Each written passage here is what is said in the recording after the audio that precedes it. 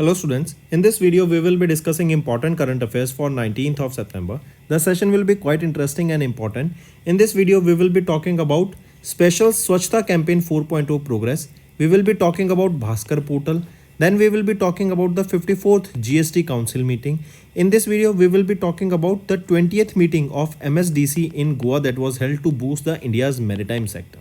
These things will be very important, so stay tuned till the end. And in this video a total of 17 important current affairs will be discussed. Apart from this students, if you are new to our channel and haven't subscribed to us, do subscribe to us as we are one-stop solution for current affairs. The content we provide you on daily basis is top-notch and we make sure that the content is provided to you early at 5 AM in the morning. Also share the link of this video with your friends, cousins, relatives and let them know about this interesting platform. Welcome to Affairs Cloud. My name is Vikas Rana. We are one-stop solution for current affairs.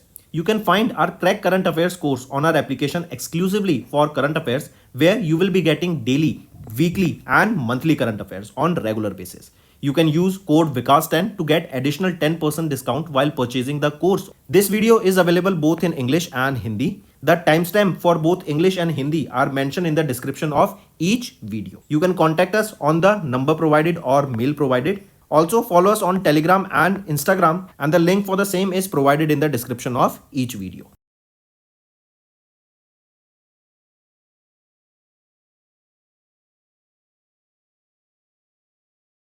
Also students, we have started a new initiative that is of handwritten notes. It is helpful to understand the news daily, time saving and very useful for your revision. We aims to cover 15 questions via handwritten notes in upcoming bank exams.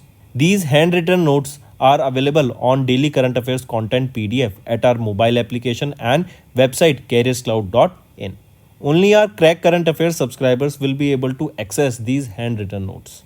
A sample PDF of the handwritten notes will be available in the description.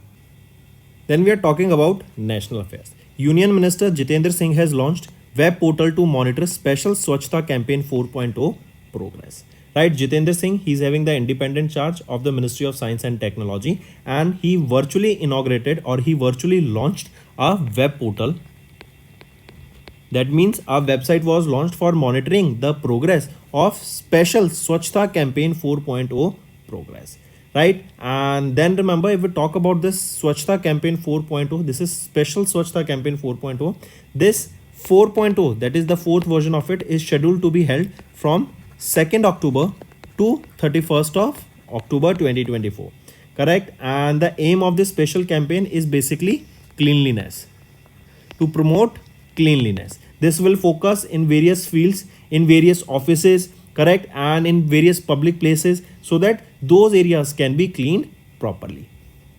Apart from this, remember, 3 campaigns were also launched earlier, that was in 2021, 2022 and 2023, and now this is the 4th version of it to promote the cleanliness drive.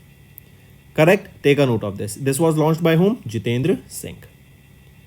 Next is Union Minister Piyush Goyal has launched Bhaskar portal to boost India's startup ecosystem. As you can see him in the picture here, he is Piyush Goyal, correct, and he has launched Bharat Startup Knowledge Access Registry. That is your Bhaskar. I repeat, what does this Bhaskar stands for? Bharat Startup Knowledge Access Registry.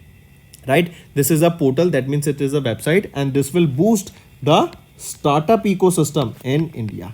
This will help the upcoming startups through financially, correct, providing them with loans, to connect them with the right resources, right persons, right, to help them market, correct, to help them with the right source of marketing or with the right source of person who can help them bring their startup to a greater heights. This portal will be a one-stop digital platform. This will be for helping the startups to reach a new height. Correct? Take a note of this. Apart from this, we can see here some of the details of this Bhaskar portal, as it is a one-stop digital platform for exchange and interaction for the startup ecosystem, using simple, easy to use connectivity technology to navigate the growth and success of the startup ecosystem across India and beyond. And the objective of Bhaskar is to build the world's largest digital registry for stakeholders within the startup ecosystem. Also, here under this Bhaskar initiative, right, the regional startups will be promoted. Also, the focus will be on tier 2 and tier 3 startups. Next we are talking about the 54th GST Council meeting. What is GST? Goods and Service Tax. Right. So this meeting was chaired by whom? As you can see here in the picture here, Nirmala Sitharaman ma'am, our finance minister. Right. She is the person who chaired this 54th GST Council meeting. Where was this held? Location is important. Sushma Swaraj Bhavan in New Delhi. Correct. And if we look at the some of the highlights here, among several recommendations by the GST Council, the most notable, that is the most important, was the reduction of the GST rate on cancer drug. Right. These are the drugs on which the GST has been reduced from 12% to 5%. First important thing.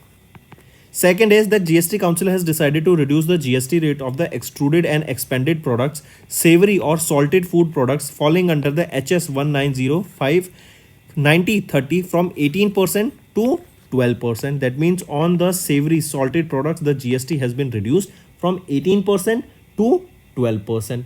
Apart from this, remember here, the GST Council headed by Union Minister Nirmala Sitharaman ma'am also constituted a 13-member group of ministers to suggest the GST rate on various health and life insurance products also. And this 13-member group will be submitting their report by October 30, 2024. So these are the three important things that you should know about this GST Council. Apart from this, remember the GST Council, this is a constitutional body that was introduced through 101st Amendment Act of 2016. When did GST came? GST came in 2017 and this was an indirect tax. Right. Then apart from this, friends, also remember some of these things here that you should also know. Right. We saw that on cancer drugs, it has been GST has been reduced from 12 to 5%. On savory snacks from 18 to 12%. On metal scraps, it has been reduced from 18 to 12%, and on car seats, it has been released. It has been increased from 18 to 28%.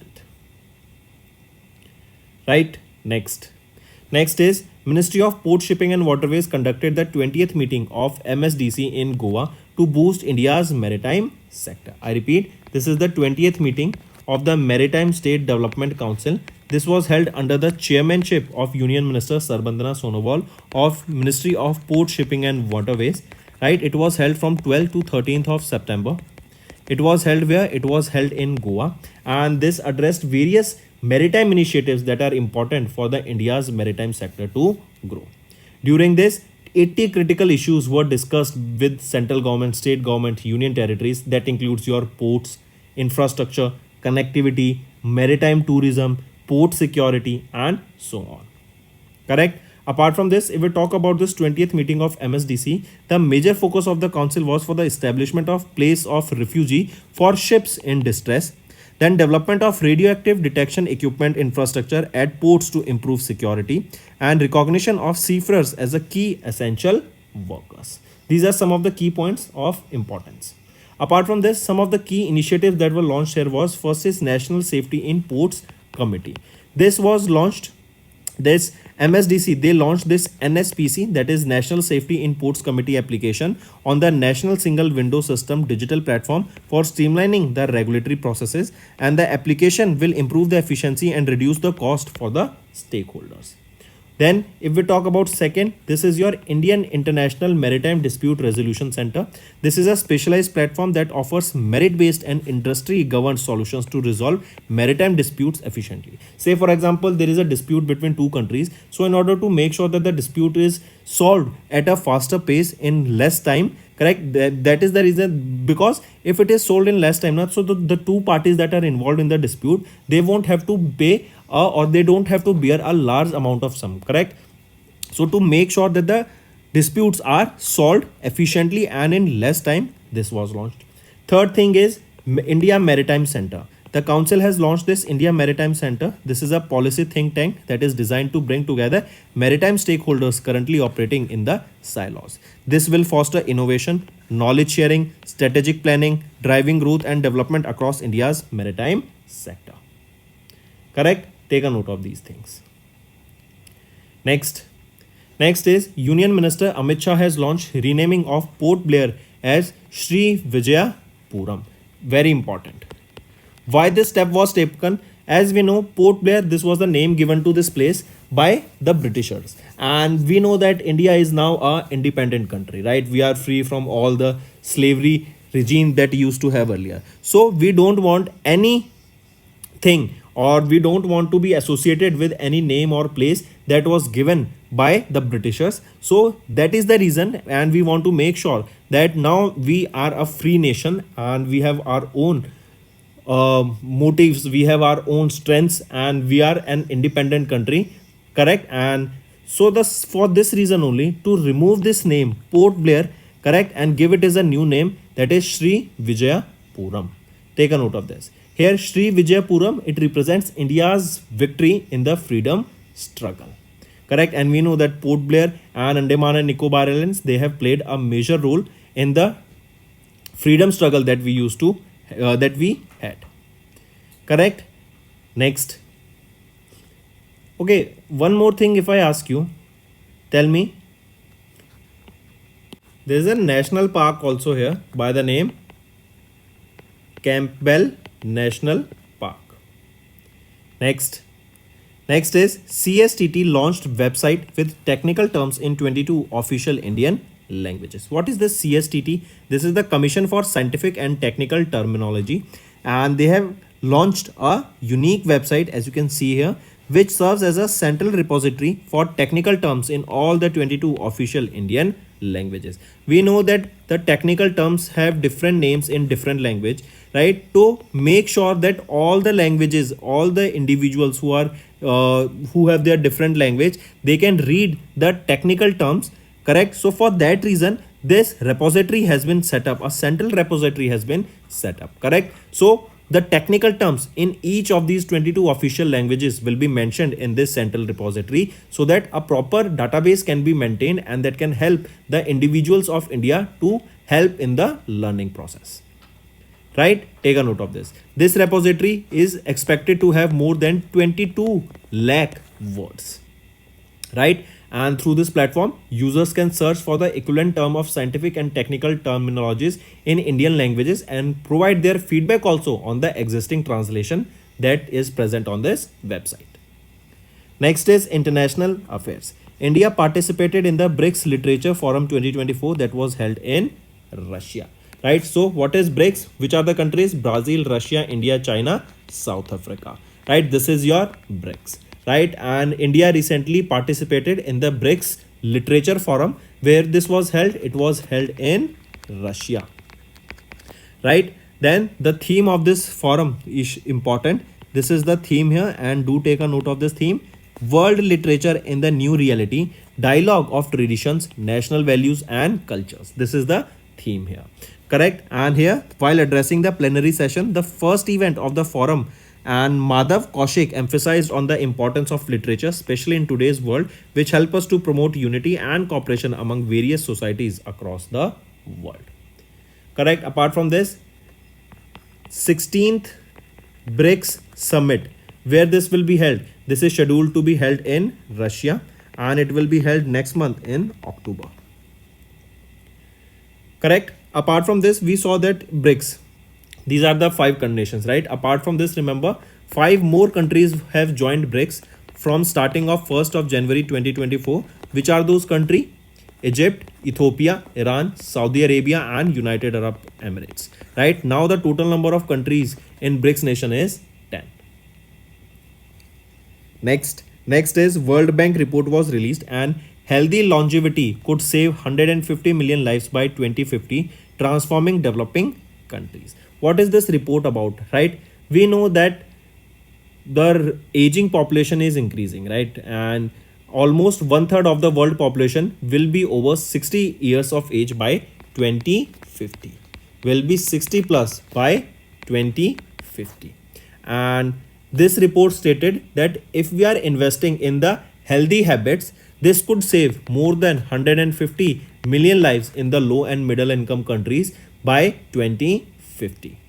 Apart from this, it stated that the World Bank Group, they have set a target of reaching 1.5 billion people, where 1.5 billion people with better health services by 2030. As per the report, the NCDs, that is non-communicable disease such as diabetes, respiratory disease, heart disease, cancers, and among account for almost 70% of all the deaths and significant portion of the disease. And the report also focused that the healthy longevity interventions also support gender equality. Correct? Then if we talk about World Bank, who is the president of World Bank? Ajay Banga. Where is the headquarter? It is in Washington, DC, and it was established in 1944. Next is India participated in the G20 Agriculture Ministerials meeting held in Brazil and held bilateral meetings with 7 countries. I repeat, Indian delegation was led by Union Minister of State Ramnath Thakur. He is a Union Minister of Agriculture and Farmers Welfare, and he attended the G20 Agriculture Ministers meet. This was held where? It was held in Brazil. It was held from 12th to 14th of September. Correct? And this was held basically on the sidelines of this G20 Agriculture Ministers meet. Various meetings were held with USA, Brazil, Japan, Germany, UK, UAE, so that India's agriculture sector can be strengthened. Right? Take a note of this. Apart from this, remember, it is Brazil country that is having the G20 presidency until 30th of November 2024. Right? And there are in G20, there are 19 countries and the African Union and European Union that are part of this G20.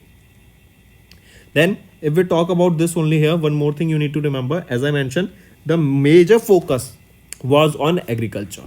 So that how can we boost our agriculture? How can we use new technology in the agriculture sector? We know that the drones are being now used. We know that the satellite data is now being used. We are seeing the IoT devices that are being used. With the help of the satellites, the weather informations are provided to the farmer so that better prediction can be done and they can make use of that information. Apart from this, we are seeing multiple startups also that are coming in the agriculture sector and transforming this agriculture sector. Correct?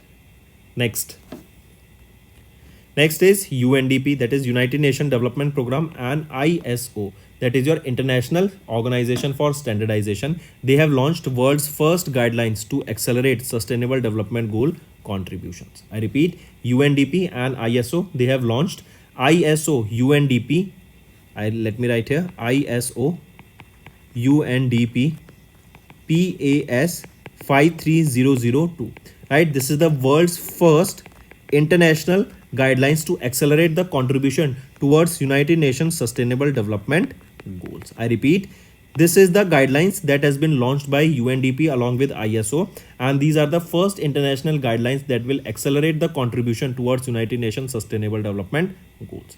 These guidelines were introduced during Columbia Summit of ISO. This provides a valuable resource for the organizations to place their sustainable development goals into their core operations and increase their positive impact. This will help them to make sure that the countries are following sustainable development goals, right? We are adhering to it. The companies are following it. Also, they offer a structured framework that will maximize the positive impact and minimize the negative ones. Apart from this, these organizations, the countries, correct, of all types and sizes globally across both public and private sector will be applicable for this framework. Correct. So in simple terms, to accelerate the sustainable development goal, this ISO UNDP PAS 5002, these guidelines has been launched by them together, that is UNDP and ISO together. Next is banking and finance. US International Development Finance Corporation has invested $70 million in India. Correct. And this is India's private sector, so that key priorities will be provided to the government so that they can help to access, or we can say in simple terms that this amount has been provided so that our India's health systems, education, affordable housing, right? These are the things that are basic things that the government needs to, right? So this amount has been provided so that the government can be supported and they can help these sectors flourish. Correct? So basic health education system, basic health infrastructure can be provided, education can be provided to the students, and affordable housing for the individuals. Apart from this, remember, this investment, as I said, will focus on enhancing health systems, increasing access to affordable houses, help small businesses, and also to promote education. If we talk about this investment was announced by Nisha Biswal, the Deputy Chief Executive Officer of DFC, during his visit to India. Then She attended the USIBC's India's Idea Summit 2024 in New Delhi, and the theme here is important for this summit was partnership and prosperity in the era of artificial intelligence and critical technologies. During the visit, a ceremonial commitment for $20 million loan was signed with the Panacea Biotech Limited to expand production of their hexavalent vaccine, which protects children against 6 diseases. These are the 6 diseases that are talked about here. Apart from this, remember a $50 million loan agreement was signed with Vastu Housing Finance Corporation Limited so that home financing can be provided for the affordable homes. Correct? And if we talk about USA, today Fed meeting will be there, the rate cut decision will be there, interest rate cut decision there, 25 basis point or 50 basis point, we will be discussing this tomorrow. Who is the president? Joe Biden, and we are seeing that in USA in November month there will be elections. Who are the contenders? They are Kamala Harris, the vice president of USA, and Donald Trump. Correct? Next is RBI has imposed monetary penalty of 2.91 crore rupees on Axis Bank and HDFC Bank. I repeat, a monetary penalty on Axis Bank and HDFC Bank has been imposed by RBI. Correct? This totals 2.91 crore rupees, and this is for certain deficiencies in statutory and regulatory compliance. Axis Bank has been fined 1.91 crore rupees. Correct? And HDFC Bank, they have been fined 1 crore rupees. Next is economy and business. Moneyview became India's 6th unicorn startup by raising fund at $1.2 billion valuation. Moneyview, this is a financial technology lending platform. On this, you can opt for personal loans, right, on Moneyview. And they have become the 6th unicorn startup of India by raising $1.2 billion. Correct? Then, as I mentioned, it became the 6th unicorn. So, Krutrim, Perfuse, Porter, Rapido, and Ether. These were the earlier 5 unicorns, and the 6th one is now Moneyview. Next, awards and recognition. MOR, that is Ministry of Railways, awarded NSG1 status to Vijayawada Railway Station in Andhra Pradesh. This NSG1 here stands for Non-Suburban Group 1. Right? I repeat, Ministry of Railways has awarded NSG1, that is Non-Suburban Group 1 status to Vijayawada Railway Station in Andhra Pradesh. And this Vijayawada Railway Station is second station to receive this NSG1 status after Secunderabad Junction Railway Station. So first one was Secunderabad Junction Railway Station, and the second one here is Vijayawada Railway Station. This NSG1 status or NSG1 group status is given to the stations where the annual revenue is more than 500 crore rupees or the number of passengers per year is more than 20 lakh passengers. And this time the Vijayawada Railway Station, they had a revenue of 528 crore rupees and it handled over 16.84 million passengers in FY24. Correct? Apart from this, remember, Vijayawada Railway Station has been also awarded with the best tourism friendly railway station by the Andhra Pradesh state government. Moving on. Next is Prasanthi Ram has won the Singapore Literature Prize 2024 for 9-yard saris. I repeat, Prasanthi Ram, an Indian origin lecturer at the Nanyang Technology University in Singapore, has won Singapore Literature Prize for the English fiction debut short story, that is 9-yard saris, which was published in 2023. And this short story 9-yard sari is about a generation of the Tamil Brahman family that has spread over Singapore, Sydney, New York, and Connecticut. Next is appointments and resignation. As you can see in the picture here, Jordan's King Abdullah named Jafar Hassan as the new Prime Minister. As you can see him in the picture here, he is Jafar Hassan, and Jordan's King Abdullah has named Jafar Hassan as the new Prime Minister of Jordan. He will succeed whom? He will be succeeding Bishar Khasavneh. Right? I repeat, as you can see here, he will be succeeding Bishar Khasavneh. Correct? And he is the Jafar Hassan. He is the new Prime Minister of Jordan. Next Next is important days. International Day for Interventional Cardiology is observed on 16th of September. I repeat, International Day for Interventional Cardiology observed on 16th of September to raise public awareness about the cardiovascular disease and interventional cardiology procedures. This year it marks the second edition of this International Day for Interventional Cardiology. It was in 2022, United Nations General Assembly decided that the first ever International Day for the Interventional Cardiovascularity will be observed on 16th of September in 2023. Next friends, let's move to the one-liners. Jitendra Singh has launched web portal to monitor special Swachhta campaign 4.0 in order to, or basically we can say this is a cleanliness drive in simple terms. Then Piyush Goyal launched Bhaskar portal to boost India's startup ecosystem, especially in the tier 2 and tier 3 cities. Then 54th GST Council meeting was held. Ministry of Port Shipping and Waterways conducted the 20th meeting of MSDC in Goa to boost India's maritime sector. Then Amit Shah, our Home Minister, has announced the renaming of Port Blair as Sri Vijayapura. Then CSTT has launched website with technical terms in 22 official Indian languages. India participated in the BRICS Literature Forum 2022 or 2024 that was held in Russia, and the 16th BRICS Summit will also be held by Russia. Then World Bank report was released that stated almost 150 million lives by 2050 could be saved by adopting healthy lifestyle. Then India participated in the G20 Agriculture Ministers meeting that was held in Brazil, and it was held along with 7 countries. Then UNDP, that means here India also held bilateral meetings with 7 countries. UNDP and ISO, they have launched the world's first guidelines to accelerate the Sustainable Development Goal contributions. Then US International Development Finance Corporation invested $70 million in India. Next, RBI has imposed a monetary penalty of 2.91 crore rupees on Axis Bank and HDFC Bank. Here 1.91 crore rupees on Axis Bank and 1 crore rupees penalty on HDFC Bank. Moneyview, they became the 6th unicorn of India. Ministry of Railways awarded the NSG1 status to Vijayawada railway station in Andhra Pradesh.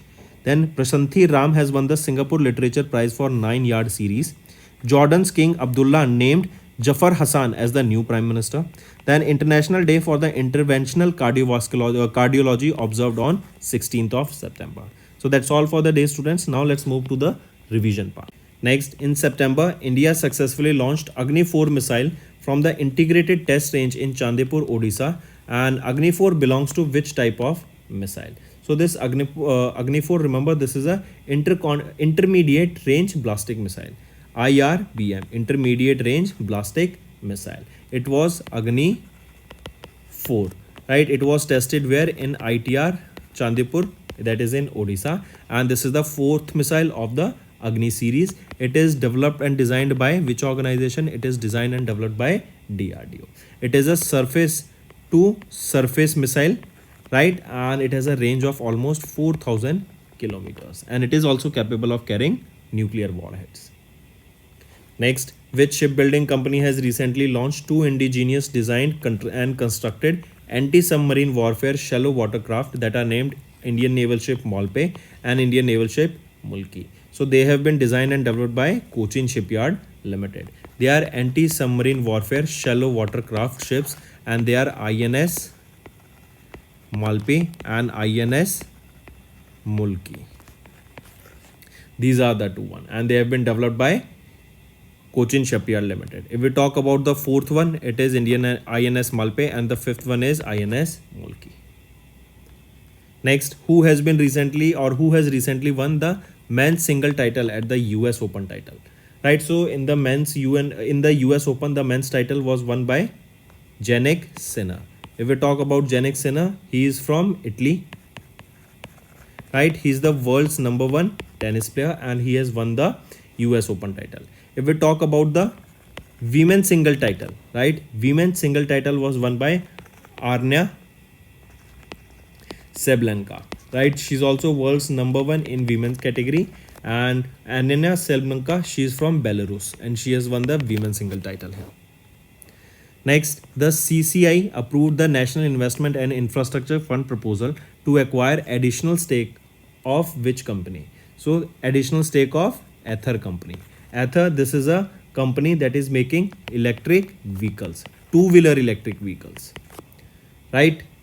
Next, which tribe has recently got habitat rights to protect and preserve the natural entities, sacred sites, and places of religious and spiritual importance located within their habitat? It is Sauro, right? This is the tribe, correct? And this tribe is located where? It is in Odisha, and they became the tribe that got the habitat right to protect and preserve the natural entities, the forest there. Also, Sauros, they became the fifth tribal group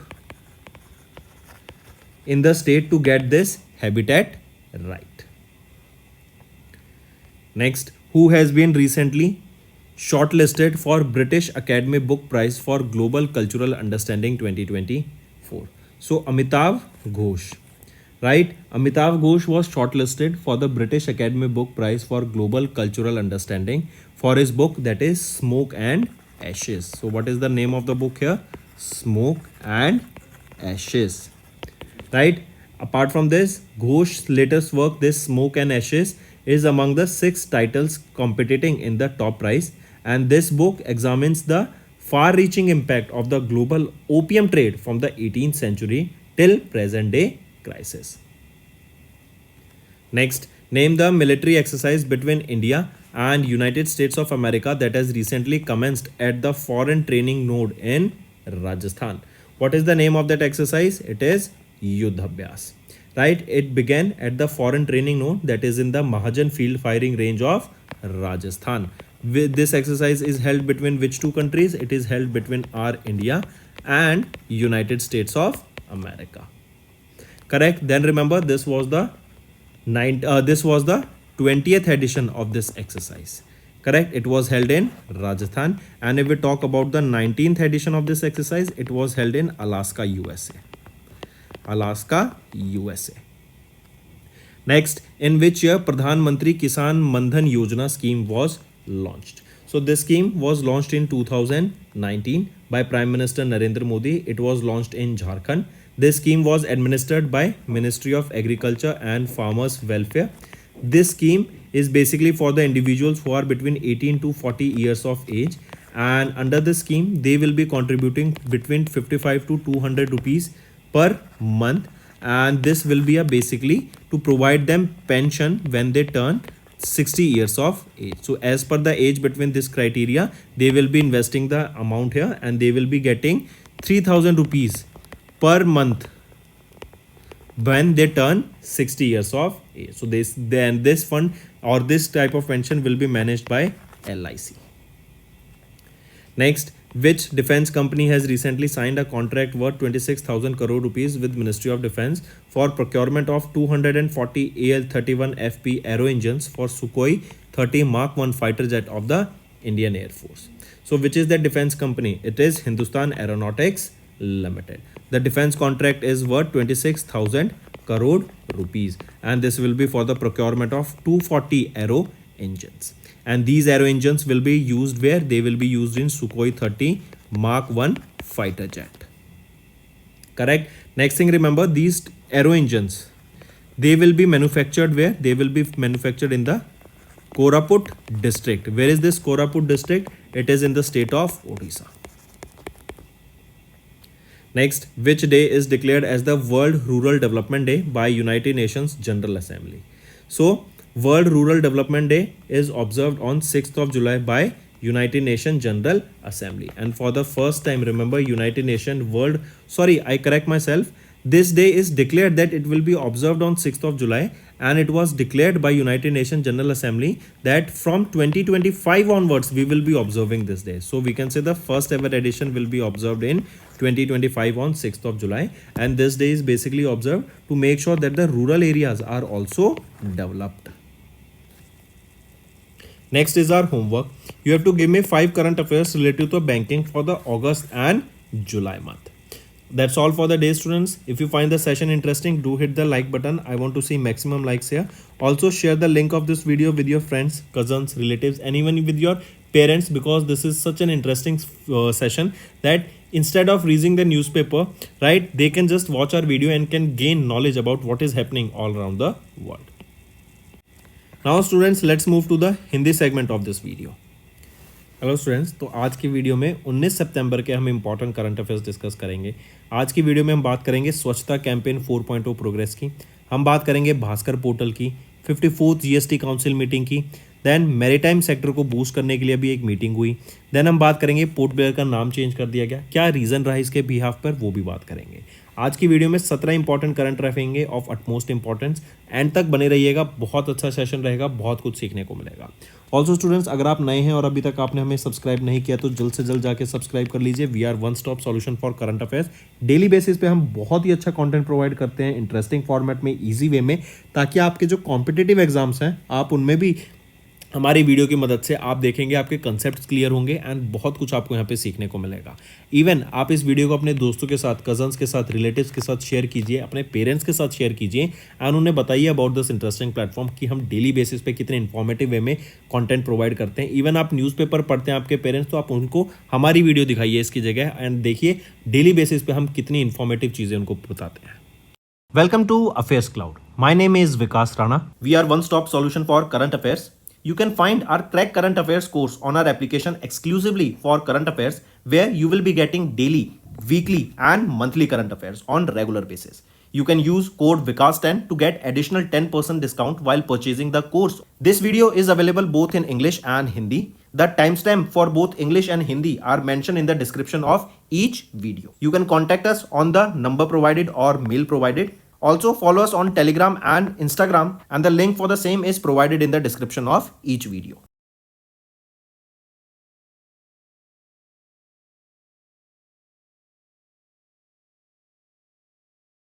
Also students, we have started a new initiative that is of handwritten notes. It is helpful to understand the news daily, time saving and very useful for your revision. We aims to cover 15 questions via handwritten notes in upcoming bank exams. These handwritten notes are available on daily current affairs content PDF at our mobile application and website careerscloud.in. Only our Crack Current Affairs subscribers will be able to access these handwritten notes. A sample PDF of the handwritten notes will be available in the description. चलिए start करते हैं national affair से। सबसे पहले हम बात करते हैं जितेंद्र सिंह, आप इनको यहाँ पे पिक्चर में देख सकते हैं। इन्होंने अभी लॉन्च किया एक वेब पोर्टल। वेब पोर्टल होती है वेबसाइट को एक लॉन्च किया। ये वेबसाइट आपकी स्वच्छता कैंपेन 4.0 प्रोग्रेस को नापने के लिए रहेगी कि मतलब कितनी प्रोग्रेस चल रही है, राइट। 4.0 कैंपेन है, मतलब चौथा एडिशन है। इससे पहले 2021, 22, 23 में इसको लॉन्च किया गया था एंड अब ये चौथा कैंपेन रहेगा। बेसिक एम क्या, जैसा नाम सजेस्ट करता है, स्वच्छता, क्लीनलीनेस, राइट। फोकस रहेगा सफाई के ऊपर, क्लीनलीनेस, पब्लिक एरियाज में, पब्लिक ऑफिस में, प्राइवेट एरियाज में, प्राइवेट स्पेसेस में, आपके घर के आसपास आपको सफाई के ऊपर ध्यान देना है। स्क्रैप डिस्पोजल के ऊपर ध्यान देना है कि हमें ज़्यादा से ज़्यादा स्क्रैप डिस्पोज भी हम कर सकें, ठीक है। मार्क करके चलेंगे। नेक्स्ट आ जाती है एक चीज़ और, ये जो कैंपेन है, फोर्थ कैंपेन, ये आपका शेड्यूल है 2 अक्टूबर से लेके 31 अक्टूबर तक। और 2 अक्टूबर को हम जानते हैं गांधी जयंती होती है, राइट। महात्मा गांधी जी का जन्मदिन होता है 2 अक्टूबर को।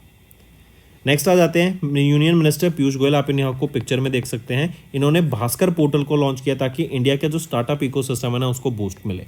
अब देखो इससे क्या होगा कि जो फाइनेंसिंग में हेल्प मिलेगी एक तो स्टार्टअप्स को, राइट। उनको किसी स्पेशलिटी या फिर किसी एक्सपर्टीज़ की ज़रूरत है, उसमें हेल्प मिलेगी। मार्केटिंग की ज़रूरत है, उसमें मार्केटिंग में हेल्प मिलेगी। अगर वो चाहते हैं किसी रिसोर्सफुल पर्सन से उन्हें कांटेक्ट कराया जाए ताकि उनके सेक्टर को उससे बेनिफिट मिले, वो किया जाएगा, करेक्ट। उनके बिजनेस में कोई नई टेक्नोलॉजी एडवांसमेंट आनी चाहिए, राइट, उनके ऊपर डिस्कशंस होंगी। तो ओवरऑल बोलें तो स्टार्टअप्स को एनहेंस करने के लिए specially in the Tier 2 and Tier 3 cities में, राइट, ये लॉन्च किया गया है भास्कर पोर्टल। अब भास्कर की फुल फॉर्म भी आपको पता होना चाहिए, यह है Bharat startup knowledge access registry. I repeat, Bharat startup knowledge access registry, यह है भास्कर पोर्टल। न्यू दिल्ली में इसको लॉन्च किया गया था एंड इसका एम है स्टार्टअप कल्चर को बढ़ावा देना। ये एक वन स्टॉप डिजिटल प्लेटफॉर्म रहेगा, इजी टू यूज रहेगा, सिंपल होगा, एक सिस्टम इकोसिस्टम मेंटेन करने के लिए रहेगा, राइट। टेक्नोलॉजी को नेविगेट करने के लिए एंड एक दूसरे के साथ कनेक्ट करके स्टार्टअप्स को ग्रो करने का ये काम करेगा। जो ऑब्जेक्टिव रहेगा भास्कर का is to build world's largest digital registry for stakeholders within the startup ecosystem. Next आ जाते हैं 54th जीएसटी काउंसिल मीटिंग, किसके द्वारा चेयर की गई, आप यहाँ पर इनको पिक्चर में देख सकते हैं। ये है निर्मला सीतारमन मैम, हमारी फाइनेंस मिनिस्टर हैं, इनके द्वारा इस मीटिंग को चेयर किया गया था। 9 सितंबर को ये जीएसटी मीटिंग हुई थी। कहाँ पर हुई थी? सुषमा स्वराज भवन में, जो कि न्यू दिल्ली में है, वहाँ पर इस मीटिंग को वहाँ ये मीटिंग हुई थी। एंड इम्पॉर्टेंट चीज़ यहाँ पर हम देखते हैं, सबसे पहले आप यहाँ पे इस टेबल से समझ जाएंगे कि जो कैंसर ड्रग्स है ना, इनके ऊपर जो जीएसटी 12% था उसको रिड्यूस करके अब 5% कर दिया गया है। सेवरी स्नैक्स मतलब जो जिनमें सॉल्ट होता है, सॉल्टेड मतलब जिसमें नमक आ जाता है, राइट, उन स्नैक्स पे जो जीएसटी है वो 18% से रिड्यूस करके 12% कर दिया गया है। मेटल स्क्रैप्स, करेक्ट, उस पर जीएसटी 18% से खत्म करके 12% कर दिया, लेकिन कार सीट्स वहाँ पे जीएसटी बढ़ा दिया गया, 18% से 28% कर दिया गया है कार शीट्स पर जीएसटी। ठीक है, मार्क करेंगे। इसी के अलावा एक और चीज़ याद रखेंगे, अभी इस जीएसटी काउंसिल के अंडर हमने देखा 13 मेंबर की एक कमेटी सेटअप की गई है, और ये कमेटी का काम क्या रहेगा, बेसिकली जो हेल्थ एंड लाइफ इंश्योरेंस है इसके ऊपर जो जीएसटी लगता है, क्या वो लगना चाहिए या नहीं लगना चाहिए, और लगना चाहिए तो कितना लगना चाहिए, उसके ऊपर ये डिस्कशन होगी। एंड ये कमेटी 13 मेंबर की कमेटी अपनी रिपोर्ट सबमिट करेगी बाय 30 अक्टूबर 2024। ठीक है, जीएसटी की बात करें तो गुड्स एंड सर्विस टैक्स, ये कमेटी सेटअप की गई थी through 101st amendment act of 2016। चलिए नेक्स्ट आते हैं, ministry of port shipping and waterways ने कंडक्ट करी 20वीं meeting of MSDC in Goa to boost India's maritime sector. अब देखो, इंडिया के मैरीटाइम सेक्टर को बूस्ट करने के लिए, एंड बेसिकली बूस्ट में क्या आ जाता है आपका, कि यहाँ पे ज़्यादा बेटर इंफ्रास्ट्रक्चर हो, राइट, पोर्ट्स अच्छे हो, वहाँ पे सफाई हो, नई टेक्नोलॉजी हो, कनेक्टिविटी अच्छी हो, टूरिज्म वहाँ पर अच्छा हो, पोर्ट्स में सिक्योरिटी हो, करेक्ट। तो इसके ऊपर ये मीटिंग हुई एंड 80 क्रिटिकल इश्यूज को यहाँ पे पॉइंट आउट करा गया था इस मीटिंग के दौरान। ये 20वीं मीटिंग थी ऑफ एमएसडीसी। एमएसडीसी क्या है, maritime states development council, correct. ये मीटिंग किसकी चेयरमैनशिप के अंडर हुई थी, under the chairmanship of Sarbananda Sonowal, our union minister of port shipping and waterways. कहाँ पर हुई थी, गोवा में हुई थी। ठीक है, फिर यहीं पे इस मीटिंग के क्या की पॉइंट्स निकले, establishment of place of refugee for ships in the distress, then radioactive detection equipment infrastructure at ports to improve security, and seafarers as a key essential workers, इनको seafarers को यहाँ पे recognition मिल सके। Focus रहेगा security के ऊपर, focus रहेगा improvement के ऊपर, कैसे हम वहाँ पे पोर्ट्स की सिक्योरिटी बढ़ा सकते हैं। तो ये तो कुछ बेसिक चीज़ हो गई, लेकिन इनके अलावा कुछ इनिशिएटिव्स भी यहाँ पर लॉन्च किए गए, जैसे national safety in ports committee या फिर national safety in ports committee, ये लॉन्च की गई एमएसडीसी के दौरान। ये एक एप्लीकेशन है on the national single window system, जो कि स्ट्रीमलाइन करेगी रेगुलेटरी प्रोसेस को, ये एफिशिएंसी बढ़ाएगी, एंड जो कॉस्ट है स्टेक होल्डर्स की वो रिड्यूस करेगी, क्योंकि सिंगल विंडो प्लेटफॉर्म हो जाएगा ये एक। देन आ जाते हैं सेकेंड, ये है हमारा, ये था फर्स्ट। सेकेंड आ जाते हैं हमारा Indian international maritime dispute resolution centre. अगर किन्हीं भी दो पार्टीज के बीच में कोई डिस्प्यूट आ जाता है तो उनको जल्द से जल्द इस डिस्प्यूट को खत्म किया जाए, करेक्ट, ताकि जल्दी से जल्दी उसको खत्म किया जा सके, इसलिए इसको लॉन्च किया गया। It will address multi modal, multi contract, multi jurisdictional and multi national nature of maritime transactions. तीसरी चीज, इंडिया मैरीटाइम सेंटर, काउंसिल ने लॉन्च किया ये इंडियन मैरीटाइम सेंटर। ये एक पॉलिसी थिंक टैंक रहेगा, ताकि जो मैरीटाइम स्टेक होल्डर्स हैं वो साथ लाए जा सकें, एंड जो ऑपरेट कर रहे हैं साइलोज में, and innovation, knowledge, strategic planning, growth, development, इनके ऊपर फोकस किया जा सके in the India's maritime sector. ठीक है, तो ये चीजें भी मार्क करके चलेंगे, इंपॉर्टेंट रहेगा। नेक्स्ट आ जाते हैं यूनियन मिनिस्टर अमित शाह, ये हमारे होम मिनिस्टर हैं। इन्होंने अनाउंस किया renaming of the Port Blair as Shri Vijayapuram. देखो, इसका नेम रीनेमिंग के बिहाफ पे क्या बेसिक आइडिया था कि हम इंडिया को आज़ाद हुए काफ़ी टाइम हो गया है, राइट। 1947 में इंडिया आज़ाद हुआ था ब्रिटिश रूल से, तो क्यों हम उनकी दिए गई नेमिंग को अभी भी कंटिन्यू कर रहे हैं, करेक्ट। क्यों हम उनकी कहीं ना कहीं इनकी नेमिंग को ही हम कंटिन्यू कर रहे हैं, क्यों ना हम अपना खुद का नेम दे इसको, क्योंकि port Blair Andaman and Nicobar की कैपिटल है, एंड इसका बहुत इंपॉर्टेंट रोल रहा है जब हम आज़ादी का स्ट्रगल चल रहा था, फ्रीडम स्ट्रगल चल रहा था। उस टाइम पर काफ़ी सारे लोगों को वहाँ पर ले जाया जाता था काला पानी में, वहाँ पर उनको बंदी बनाया जाता था जेल में, करेक्ट। तो बहुत सिग्निफिकेंस रहा है उसका, बहुत इंपॉर्टेंस रहा है इंडिया के लिए। तो क्यों हम उस जगह को जो इतनी इंपॉर्टेंट है, किसी बाहर के लोगों ने जो नाम दिया था उसके नाम से जाने, इसीलिए इसका नेम चेंज करके श्री विजयपुरम रखा गया है। ठीक है, चलिए यहीं पे एक नेशनल पार्क भी याद रखेंगे, कैंपबेल नेशनल पार्क, या फिर हम बोले कैंपबेल बे नेशनल पार्क।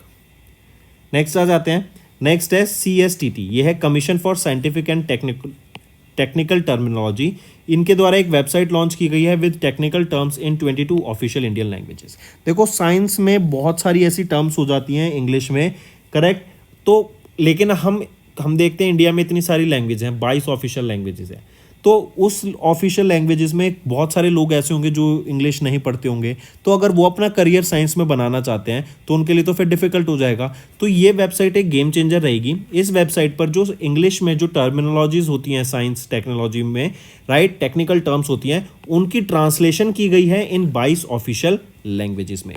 22 लाख से भी ज़्यादा यहाँ पर हमें वर्ड्स देखने को मिलेंगे। एंड ये वेबसाइट रहेगी, यहाँ पर एक ऑप्शन भी रहेगा इस पोर्टल पर, इस वेबसाइट पर, कि जो इंडिविजुअल्स हैं वो यहाँ पे टर्म्स को सर्च कर सकते हैं एंड अपना फीडबैक भी प्रोवाइड करा सकते हैं, इवन उसको कस्टमाइज कर सकते हैं अगर कोई ट्रांसलेशन वहाँ पे गलत दिख रहा है उनको, राइट, तो वहाँ पर वो अपना सजेशन भी प्रोवाइड कर सकते हैं कि ये ट्रांसलेशन नहीं दूसरा ट्रांसलेशन होगा। Correct, take a note of this, काफ़ी इंपॉर्टेंट है। एंड ये वो वेबसाइट रहेगी। नेक्स्ट आ जाते हैं इंटरनेशनल अफेयर्स। इंडिया ने पार्टिसिपेट किया ब्रिक्स लिटरेचर फोरम 2024 में, जो कि रशिया में हुआ, पहली चीज। दूसरी चीज याद रखेंगे, 16वीं ब्रिक्स समिट कब होगी और कौन होस्ट कर रहा है, तो ये होस्ट कर रही है रशिया। कब होगी, अभी अगले महीने अक्टूबर 2022 में होगी। करेक्ट, तो कमिंग बैक, ये ब्रिक्स लिटरेचर फोरम 2024 का कहाँ पर हुआ, रशिया में हुआ। इंडिया ने इसमें पार्टिसिपेट किया। इसकी थीम याद रखेंगे, world literature in the new reality, dialogue of traditions, national values and culture. Correct, take a note of this, important. यहीं पर हम देखेंगे जो 16वीं ब्रिक्स समिट थी, हमने देख लिया कहाँ पर होगी, रशिया में होगी। अपार्ट फ्रॉम दिस, ब्रिक्स में 5 नेशन हैं, 5 ने और ज्वाइन किया था 1 जनवरी 2024 से। कौन थी वो countries, Egypt, Ethiopia, Iran, Saudi Arabia and UAE. अब 10 कंट्रीज हो गई हैं टोटल।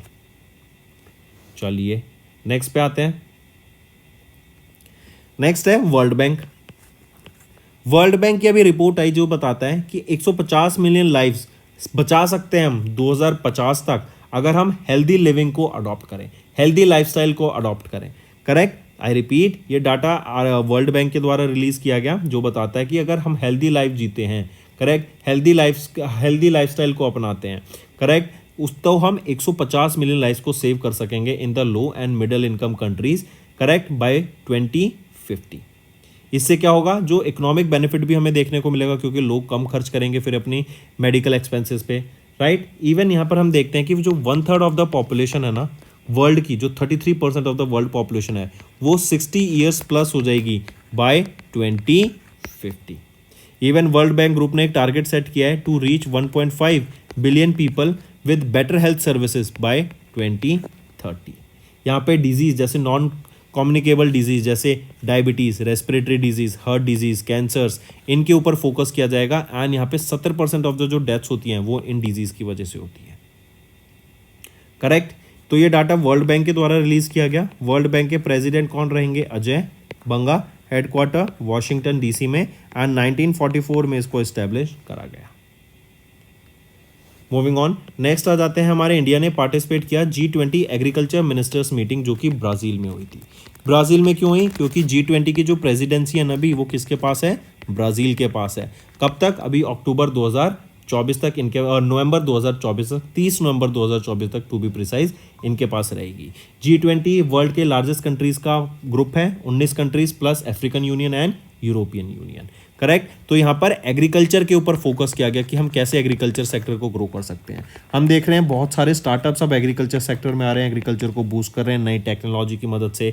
इनोवेशन एंड रिसर्च हो रही है बहुत सारी एग्रीकल्चर में, नई नई सीड्स को डेवलप किया जा रहा है जो रेजिस्टेंट सीड्स हो जाते हैं, हाई क्वालिटी सीड्स होते हैं, राइट। इवन हम देख रहे हैं ड्रोन्स का यूज़ किया जा रहा है आजकल एग्रीकल्चर सेक्टर में। हम देखते हैं कि वेदर के लिए सैटेलाइट्स का डाटा लाया जाता है, फार्मर्स को इन्फॉर्मेशन प्रोवाइड की जाती है। इवन IoT डिवाइसेस का यूज़ किया जा रहा है। कितने सारे तरीके आ गए हैं, हाइड्रोपोनिक्स आ गया एक तरीका, आप देखिएगा पढ़िएगा, इसमें पानी की, सिर्फ पानी की, सॉइल की ज़रूरत नहीं होती, सिर्फ पानी से आप यहाँ पर पानी में मिनरल्स न्यूट्रिशंस देकर आप क्रॉप्स को ग्रो कर सकते हैं। तो बहुत सारी चीज़ें आ गई हैं आजकल, राइट, एंड ये सारी हो सकी क्योंकि रिसर्च एंड डेवलपमेंट की गई है एग्रीकल्चर सेक्टर में, एंड फर्दर हम एग्रीकल्चर सेक्टर को बूस्ट कर सकें, इसीलिए ये G20 एग्रीकल्चर मिनिस्टर्स मीट हुई ब्राज़ील में एंड इंडिया ने पार्टिसिपेट किया। अपार्ट फ्रॉम दिस इंडिया ने बायलैटरल मीटिंग्स भी हेल्ड करी 7 कंट्रीज के साथ, जैसे UK, USA, Brazil, Japan, Germany, Spain, UAE के साथ, ताकि उनके साथ जो हमारा एग्रीकल्चर टाइज है उसको और फर्दर बढ़ा सकें। नेक्स्ट आ जाते हैं united nation development programme and ISO के द्वारा मिलकर वर्ल्ड का पहली गाइडलाइंस लॉन्च की गई to accelerate sustainable development goal contribution. ये जो गाइडलाइंस है ये है आईएसओ यूएनडीपी PAS 53002। ये वो गाइडलाइंस हैं, फर्स्ट गाइडलाइंस लॉन्च की गई ताकि सस्टेनेबल डेवलपमेंट गोल्स को बढ़ावा दिया जा सके, राइट। इससे क्या होगा कि कंट्रीज इन गाइडलाइंस को फॉलो करेंगी ताकि बेटर पॉजिटिव इम्पैक्ट ज़्यादा आ सके एंड जो नेगेटिव इम्पैक्ट है उसको कम किया जा सके।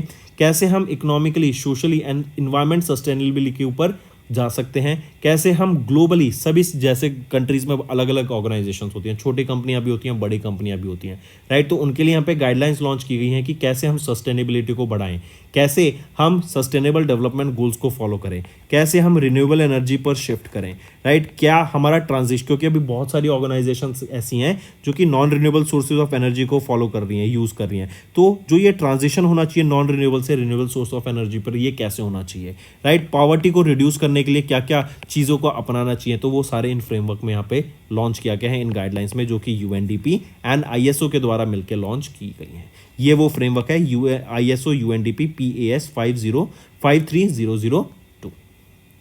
यूएनडीपी की मैं बात करूँ, united nation development programme, administrator कौन रहेंगे यहाँ पे, अचीम स्टाइनर। हेडक्वार्टर कहाँ पर है, न्यूयॉर्क यूएसए में, एंड 1965 में इसको एस्टैब्लिश करा गया था। नेक्स्ट पे आते हैं, नेक्स्ट है banking and finance. US international development finance corporation ने इन्वेस्ट करने की बात की $70 मिलियन इन इंडिया, राइट। यहाँ पे गवर्नमेंट को सपोर्ट प्रोवाइड किया जाएगा इस $70 मिलियन से, ताकि जो एजुकेशन है उसके ऊपर फोकस किया जा सके, हेल्थ इंफ्रास्ट्रक्चर को और बेटर किया जा सके, राइट। इसी के साथ साथ हम बात करेंगे जो छोटे बिजनेसेस हैं उनको यहाँ पे हेल्प किया जाएगा, एंड अफोर्डेबल हाउसिंग में यहाँ पे फंडिंग में हेल्प किया जाएगा लोगों को। इसी में आप देख सकते हैं, अगर हम एग्जांपल देखें, निशा बेन बिस्वाल सबसे पहले तो ये डेप्यूटी चीफ एग्जीक्यूटिव है ऑफ डीएफसी। ये विजिट पर थी 10 से 14 सितंबर में इंडिया में, एंड इन्होंने USIBC की इंडियाज आइडिया समिट 2024 को, जो कि न्यू दिल्ली में हुई, उसको अटेंड किया। ऑन द थीम वो थी partnership and prosperity in the area of AI and critical technology. इसी के दौरान यहाँ पे कमिटमेंट की बात की गई, $20 million loan with panacea biotech limited, जो कि यहाँ पे बेसिकली रहेगा हेक्सावेलेंट वैक्सीन को डेवलप करने के लिए। 6 डिजीज जो कि बच्चों में होती हैं, ये वो 6 डिजीज हैं, इनके खिलाफ ये फंडिंग लाई गई है $20 मिलियन की। दूसरी फंडिंग की हम बात करेंगे, वो आ जाती है $50 मिलियन की फंडिंग। वो फंडिंग रहेगी कि अफोर्डेबल हाउसिंग इंडिया में उसको बढ़ाने के लिए, राइट, लोगों को फंड करने के लिए, ताकि वो लोन कर ले सकें एंड अपनी हाउसिंग, अपना घर बना सकें। एंड वो फंडिंग दी गई है vastu housing finance corporation limited को, ठीक है, मार्क करके चलेंगे। यहीं पे याद रखेंगे, यूएसए की अगर हम बात करें, United states of America, president है जो बाइडेन। अभी हम देखेंगे नवंबर में यहाँ पे इलेक्शन होंगे, 2 कंटेंडर हैं, Kamala Harris and Donald Trump. Even आज के दिन हम, और ये डिटेल हम कल डिस्कस करेंगे, आज फेड यहाँ पे रेट्स को, इंटरेस्ट रेट्स को कट करेगा। वो 25 बेसिस पॉइंट्स हो सकता है या फिर 50 बेसिस पॉइंट्स हो सकता है, ये हम कल डिस्कस करेंगे वीडियो में। चलिए नेक्स्ट पे आ जाते हैं। आरबीआई ने इम्पोज की monetary penalty of 2.91 crore rupees on Axis Bank and HDFC bank. Axis bank पर 1.91 करोड़ रुपीज की पेनल्टी रही और एचडीएफसी बैंक पर 1 करोड़ की पेनल्टी रही। This is because of certain deficiencies and regulatory compliance, जो कि आपकी केवाईसी से रिलेटेड थी, correct, and credit flow to agriculture collateral free agriculture loans में थी, उसके लिए यहाँ पर ये पेनल्टी इम्पोज की गई है। नेक्स्ट आ जाते हैं, ये इंपॉर्टेंट है, इंडिया का छठा यूनिकॉर्न कौन बन गया है, वो है MoneyView.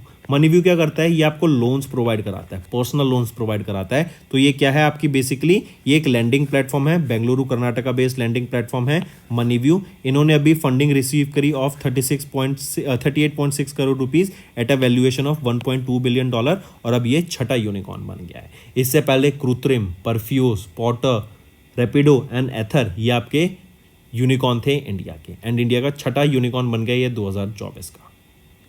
Next awards and recognition पर आते हैं तो मिनिस्ट्री ऑफ रेलवेज ने अभी NSG1 स्टेटस दिया विजयवाड़ा रेलवे स्टेशन को आंध्र प्रदेश में। ये NSG1 क्या होता है? नॉन सब अर्बन ग्रुप 1, राइट। ये स्टेटस होता है, ये स्टेटस दिया जाता है उन रेलवे स्टेशन को जिनका एनुअल रेवेन्यू 500 करोड़ रुपीज से ज़्यादा हो एंड 20 लाख से ज़्यादा पैसेंजर्स को वो सर्व कर रहे हो एनुअली, करेक्ट। और विजयवाड़ा रेलवे स्टेशन, इनका रेवेन्यू था 528 करोड़ रुपीज एंड इन्होंने 16.84 मिलियन पैसेंजर्स को यहाँ पे कैटर किया 2023-24 में, करेक्ट। तो देखें तो इन्होंने कैटेगरी को यहाँ पे पास किया एंड इसको NSG1 स्टेटस से सम्मानित किया गया है। एंड ये सेकंड रेलवे स्टेशन है जिनको NSG1 स्टेटस से यहाँ पे सम्मानित किया गया। इससे पहले जो रेलवे स्टेशन था वो था सिकंदराबाद जंक्शन रेलवे स्टेशन। इसी के अलावा विजयवाड़ा रेलवे स्टेशन को best tourist friendly railway station से भी सम्मानित किया जा चुका है by Andhra Pradesh state government. Moving on, next आ जाते हैं प्रसंथी राम। ये सिंगापुर लिटरेचर प्राइज के विजेता रहे फॉर 9 यार्ड सीरीज। ये 9 यार्ड सीरीज बेसिकली एक शॉर्ट साइकिल या फिर एक शॉर्ट स्टोरी है। ये 9 यार्ड स्टोरी बताती है अबाउट तमिल ब्राह्मण फैमिली जो स्प्रेड हो गई Singapore, Sydney, New York and Connecticut में, करेक्ट। उनकी लाइफ के ऊपर ये बुक रहेगी एंड इसी के लिए यहाँ पर प्रसंथी राम ये विजेता रहे ऑफ सिंगापुर लिटरेचर प्राइज 2024 के। ये नैयांग टेक्नोलॉजी यूनिवर्सिटी में लेक्चरर हैं, Indian origin lecturer. Moving on, next आ जाते हैं अपॉइंटमेंट्स एंड रेजिग्नेशन के ऊपर। तो आप यहाँ पर देख सकते हैं जॉर्डन्स किंग अब्दुल्ला, इन्होंने नेम किया जफर हसान को। आप यहाँ पे पिक्चर में देख सकते हैं, ये हैं जफर हसान, ये नए प्राइम मिनिस्टर बन गए हैं जॉर्डन के। डायरेक्ट क्वेश्चन याद रखेंगे। मूविंग ऑन, नेक्स्ट आ जाते हैं इंपॉर्टेंट डेज पर। International day for the interventional cardiology 2024 16 सितंबर को ऑब्जर्व किया जाता है। इस साल हमने 2024 में इसका सेकेंड एडिशन ऑब्जर्व किया। यूनाइटेड नेशन जनरल असेंबली ने 2022 में ये रेजोल्यूशन पास किया था कि हम 16 सितंबर 2023 से international day for intervention of cardiology ये डे ऑब्जर्व करेंगे। एंड जो कार्डियोवैस्कुलर डिजीज होती हैं, राइट, उसका प्रिवेंशन, उसका केयर, उसके बारे में अवेयरनेस क्रिएट कराने के लिए ये डे ऑब्जर्व किया जाता है। कार्डियोवैस्कुलर बेसिकली होता है आपका हार्ट से रिलेटेड, ठीक है। चलिए नेक्स्ट पे आते हैं फिर फ्रेंड्स। अब आ जाते हैं one liners. Union minister Jitendra Singh ने लॉन्च किया web portal to monitor special Swachhata campaign 4.0 की प्रोग्रेस। पीयूष गोयल जी ने लॉन्च किया भास्कर पोर्टल को ताकि इंडिया के स्टार्टअप इकोसिस्टम को बूस्ट दे सकें। 54 GST काउंसिल मीटिंग हुई अभी। Then ministry of port shipping and waterways ने 20वीं मीटिंग की ऑफ MSDC गोवा में ताकि इंडिया के मैरीटाइम सेक्टर को बूस्ट मिल सके। देन अमित शाह ने अनाउंस किया renaming of Port Blair as Shri Vijayapuram. Next CSTT ने लॉन्च की website with technical terms in 22 official Indian languages. India ने पार्टिसिपेट किया in BRICS literature forum 2024 in Russia. World bank report यहाँ पे आई जिसमें बताया कि अगर हमें हेल्दी जीना है तो हेल्दी लाइफस्टाइल को अपनाना पड़ेगा एंड हम 150 मिलियन लाइफ्स को बचा सकते हैं बाय 2050। 1/3 ऑफ द पॉपुलेशन 60+ हो जाएगी बाय 2050। दैन इंडिया ने पार्टिसिपेट किया G20 एग्रीकल्चर मिनिस्टर्स मीट में जो कि ब्राज़ील में हुई विद एंड इसी के साथ साथ बायलेटरल मीटिंग्स भी हुई विद 7 कंट्रीज इंडिया की। UNDP ने ISO के साथ मिलकर वर्ल्ड की पहली गाइडलाइंस लॉन्च करी to accelerate sustainable development goal contributions. US international development finance corporation ये $70 मिलियन इन्वेस्ट करेगा इंडिया में एजुकेशन पे, हेल्थ पर, हाउसिंग फाइनेंस, अफोर्डेबल हाउसिंग पर। नेक्स्ट RBI ने पेनल्टी इम्पोज करी 2.91 करोड़ रुपीस की total on Axis Bank and HDFC Bank. Axis Bank पे 1.91 करोड़ की एंड HDFC बैंक पे 1 करोड़ की। Then Moneyview they became India 6th unicorn startup by raising fund at $1.2 billion. Ministry of railways awarded the NSG1 status to Vijayawada railway station in Andhra Pradesh.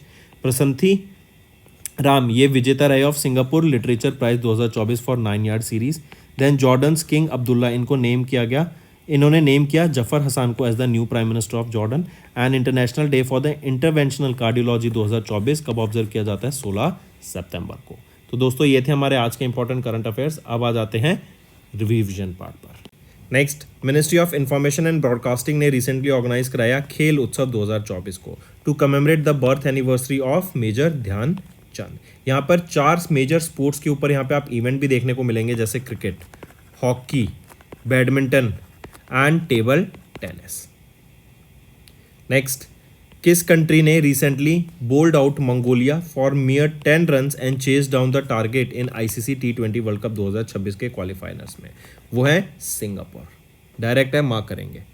Next आ जाते हैं, which of the following has recently became the first major Indian bank जिन्होंने partnership for carbon accounting financials को join किया। तो ये पहला major Indian bank बन गया। पहले देख लेते हैं, ये है यूनियन बैंक ऑफ इंडिया। ये पीसीएएफ क्या है बेसिकली, देखो हम जानते हैं इन्वेस्टर्स जो होते हैं ना वो काफ़ी सारी कंपनीज में इन्वेस्ट करते हैं, वो लोन्स भी प्रोवाइड कराते हैं। तो अब जो वो कंपनी है जिनमें ये इन्वेस्टर्स लोन एंड इन्वेस्ट कर रहे हैं, इक्विटी बाय कर रहे हैं, तो वो कंपनी अपनी ग्रीन हाउस गैस की जो एमिशंस हैं वो कितनी उनकी एमिशंस हैं इसके ऊपर डाटा कलेक्ट करती है ये ऑर्गेनाइजेशन एंड मेक श्योर करती है कि ये जो डाटा है करेक्ट इन इन्वेस्टर्स तक पहुंच सके। अगर वो ग्रीन हाउस गैस एमिशंस उनका ज़्यादा है तो कहीं ना कहीं इन्वेस्टर्स भी लोन देने से हिचकेंगे उनको आने वाले टाइम में, क्योंकि अब हम देख रहे हैं इन जो हमारी इकोनॉमी है वो सस्टेनेबल इकोनॉमी की तरफ ट्रांजिशन कर रही है, करेक्ट। एंड अगर उनका green house gas emission data अगर हम देखें तो बहुत अच्छा है, वो कम एमिशंस रिलीज कर रहे हैं, तो वहीं पर हम देखेंगे कि ज़्यादा इन्वेस्टर्स उस कंपनी में इन्वेस्ट करेंगे। तो ये यूनियन बैंक ऑफ इंडिया है जिन्होंने पीसीएएफ को भी ज्वाइन किया। Next, who has been recently appointed as the managing director and chief executive officer of IFFCO Tokyo general insurance company limited. तो सुब्राता मॉन्डल, राइट, ये भी नए एमडी एंड सीईओ बन गए हैं एंड ये किनको सक्सीड करेंगे, एचओ सूरी को ये सक्सीड करेंगे। Next, who has been appointed as the finance secretary of the ministry of finance, ये है तुहीन कांता पांडे, करेक्ट। ये नए फाइनेंस सेक्रेटरी बन गए हैं मिनिस्ट्री ऑफ फाइनेंस के, ये सक्सीड करेंगे टीवी सोमनाथन को। नेक्स्ट, इन सितंबर इंडिया ने सक्सेसफुली लॉन्च किया अग्नि 4 मिसाइल को from integrated test range in Chandipur Odisha. देखो सबसे पहले तो याद रखो, और एक क्वेश्चन पूछा जाए कि विच टाइप ऑफ मिसाइल है ये अग्नि 4, तो अग्नि 4 ये आपकी याद रखेंगे एक इंटरमीडिएट रेंज ब्लास्टिक मिसाइल है। इसकी रेंज 4000 किलोमीटर तक की इसकी रेंज रहेगी। ये सरफेस टू सरफेस मिसाइल रहेगी एंड अग्नि 4, राइट, तो ये 4th मिसाइल है ऑफ द अग्नि सीरीज। इसको डीआरडीओ के द्वारा डिजाइन एंड डेवलप किया गया था एंड इन्हीं के द्वारा भी टेस्ट किया गया आईटीआर चांदीपुर ओडिशा में। चलिए नेक्स्ट, किस शिप बिल्डिंग कंपनी ने अभी लॉन्च किए anti submarine warfare shallow watercraft named the INS Malpe and INS Mulki. तो ऐसे 8 लॉन्च किए जाने हैं जिसमें से 4th एंड 5th लॉन्च किया गया है। 4th है आईएनएस मॉलपे एंड 5th रहेगा आईएनएस मुल्की। ये क्या है, anti submarine warfare shallow watercraft. पूछा जा रहा है किस शिप बिल्डिंग कंपनी के द्वारा इनको लॉन्च किया गया, तो ये है कोचिन शिपयार्ड लिमिटेड के द्वारा। नेक्स्ट, किसने रिसेंटली अभी मेन सिंगल टाइटल जीता यूएस ओपन का, तो मेंस कैटेगरी में होता है, वीमेंस कैटेगरी में होता है। मेंस कैटेगरी वाला जीता गया किनके द्वारा, जेनिक सिनर के द्वारा। ये इटली से बिलोंग करते हैं एंड ये मेंस कैटेगरी में वर्ल्ड नंबर 1 प्लेयर है। यहीं पे वीमेंस कैटेगरी की बात करें तो आर्यना सेबलेंका, ये बिलोंग करती हैं बेलारूस से, इन्होंने वीमेंस कैटेगरी में जीता एंड ये वीमेंस कैटेगरी में वर्ल्ड नंबर 1 प्लेयर है। नेक्स्ट, तो राइट ऑप्शन यहां पे आ जाता है, मेंस का पूछा गया है तो मेंस का राइट ऑप्शन है जेनिक सिनर। नेक्स्ट, सीसीआई ने अप्रूव किया national investment and infrastructure fund का proposal to acquire additional stake किस कंपनी में, एथर कंपनी में। ये एथर एनर्जी क्या है, ये आपके 2 व्हीलर्स इलेक्ट्रिक व्हीकल्स को बनाती है, इलेक्ट्रिक स्कूटर्स बनाती है। नेक्स्ट, किस ट्राइब को अभी रिसेंटली हैबिटेट राइट्स मिले ताकि वो अपने एरिया में जहां पर वो रहते हैं, जिस फॉरेस्ट में रहते हैं, उनको प्रोटेक्ट कर सकते हैं, प्रिजर्व कर सकें, करेक्ट, क्योंकि वो उनकी एक सेक्रेट साइट है, रिलीजियस ग्राउंड्स है, वहाँ पे स्पिरिचुअल इंपॉर्टेंस देखने को मिलती है विद इन देयर हैबिटेट। तो किस ट्राइब को ये अभी तो राइट मिला, तो ये है साउरू ट्राइब, राइट। ये कहाँ पर है, ओडिशा में है एंड ओडिशा की ये 5th ट्राइब है जिनको ये अभी हैबिटेट राइट्स मिले to protect and preserve their natural entities. Next, who has been recently shortlisted for British academy book prize for global cultural understanding 2024। तो किनको अभी शॉर्ट लिस्ट किया गया इसके लिए, वो है अमिताभ घोष एंड किस बुक के लिए इनको शॉर्ट लिस्ट किया गया, स्मोक एंड एशेस के लिए, correct, take a note of this. And ये जो बुक है ना स्मोक एंड एशेस, ये बेसिकली जो ओपियम ट्रेड था 18th सेंचुरी में और जो अब तक चला आ रहा है उसके जो इम्पैक्ट्स हुए हैं उसके बारे में दर्शाती है। Next, name the military exercise between India and USA, जो भी अभी देखने को मिली हमें at the foreign training node in Rajasthan. Exercise का नाम क्या रहेगा, एक्सरसाइज है युद्ध अभ्यास, ठीक है। ये एक्सरसाइज का ध्यान रखेंगे, 20वां एडिशन था, इंडिया एंड यूएसए के बीच में हुआ है इस एक्सरसाइज। कहाँ पर हुआ, ये हुई महाजन फील्ड फायरिंग रेंज में, जो कि कहाँ पर है, at the foreign training node in Mahajan field firing range Rajasthan में। 22 सितंबर तक ये एक्सरसाइज चलेगी। यहीं पे अगर मैं बात करूँ 19वां एडिशन वो कहाँ पर हुआ था, वो हुआ था अलास्का में, अलास्का यूएसए में। नेक्स्ट है हमारा होमवर्क, 5 करंट अफेयर्स आपको बताने हैं related to banking for August and July month. ठीक है, काफ़ी इंपॉर्टेंट सेशन रहेगा फ्रेंड्स ये हमारा। एंड ऐसे ही सेशन को अभी हम जो रिवीजन पार्ट मैंने पीछे डिस्कस किया ना, ये बहुत इंपॉर्टेंट था, right. Apart from this friends, आज की वीडियो में मेरे को मैक्सिमम लाइक्स चाहिए सभी बच्चों से जो ये वीडियो देख रहे हैं।